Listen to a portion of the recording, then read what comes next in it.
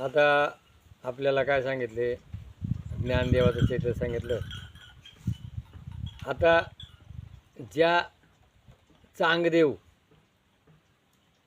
चांगदेवाची भ्रांती घालण्याकरता भिंत चालवायला लावली, निर्जीव भिंती. बघा, भक्त हा चांगदेव त्यांनी काय केलं, 1400 वर्ष तप केलं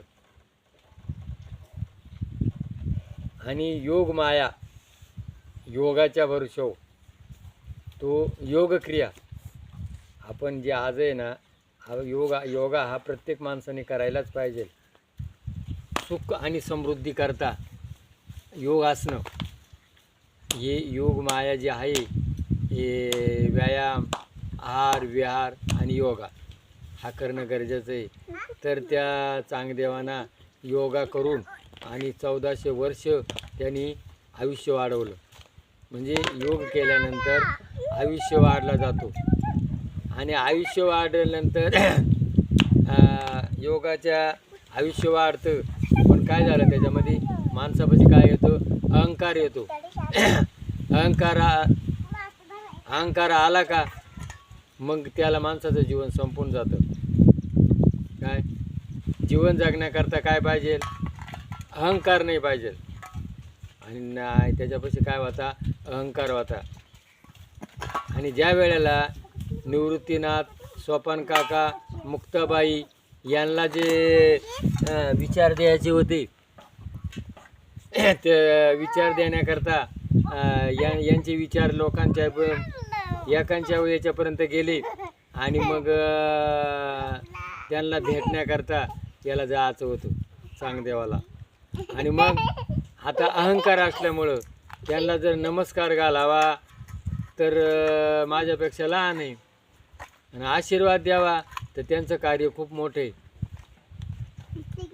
मग त्याने काय केलं, कोरं पत्र पाठवलं. आणि कोरं पत्र पाठवल्यानंतर कोऱ्या पत्र्यावर ज्या वेळेला त्यांना ते कोरं दिलं आणि मग त्यावेळेला मुक्ताबाई काय म्हणली, चांगा अजून तो कोराच आहे. काय 1400 वर्ष आयुष्य जगला आणि मुक्ताबाई किती होती, 7 वर्षाची होती. काय आणि मग त्या 1400 वर्ष जगणाऱ्या माणसाला 7 वर्षाची मुली जर उपदेश करते म्हणजे तो काय होतो, अहंकार. म्हणून माणसाच्या जीवनामध्ये काय नको आहे, अहंकार. जे 6 विकार आहे ना, काम, क्रोध, लोभ, मद, मत्सर, अहंकार जे आहे ना, हे जीवनाला विरोधक आहे. आणि मग त्यानं ते कोरपत्र पाठवलं आणि मग मुक्ताबाई आपल्या वाघावर बसला आणि हातात चाबूक केला, सापाचा चाबूक केला.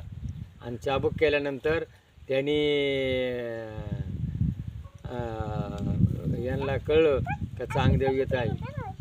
आणि मग आता त्यांनी सांगितलं तर काय करायचं, त्याला सामोरं तर जायला पाहिजे, मुक्ताबाईने सांगितलं. आणि मग ती जड भिंत होते ना, भिंत त्याला सामोरं गेली. आणि ज्या वेळेला त्याला सामोरं भिंत गेली तेव्हा त्याचा काय झाला, अहंकार कमी झाला. असा चांगदेवाचा अहंकार घालवणारी मुक्ताबाई, ज्ञानदेव, स्वपन काका, मुक्ताबाई हे 4 भावंड भिंतीवर बसून सामोरं गेले आणि त्याचा मीपणा कमी झाला. मीपणा कमी झाल्यानंतर मग त्या चांगदेवाला यांनी उपदेश केला ज्ञानेश्वरांनी. मग ती चांगदेव 65 जे चांगदेवाकरता उपदेश केलेला 65 श्लोक आहेत, त्या श्लोकामधून चांगदेवाला उपदेश केला आणि चांगदेवाचा अहंकार कमी केला.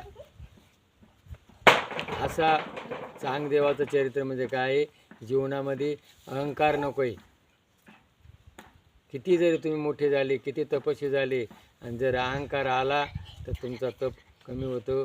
म्हणून आपण चांगदेवाचं उदाहरण घ्यायचं आहे आणि जीवनातला अहंकार कमी करायचा. अहंकार करू नका आणि जीवन निर्मळ बना, हे सांगण्याचं चरित्र म्हणजे चांगदेव. जय भैरवनाथ महाराज की.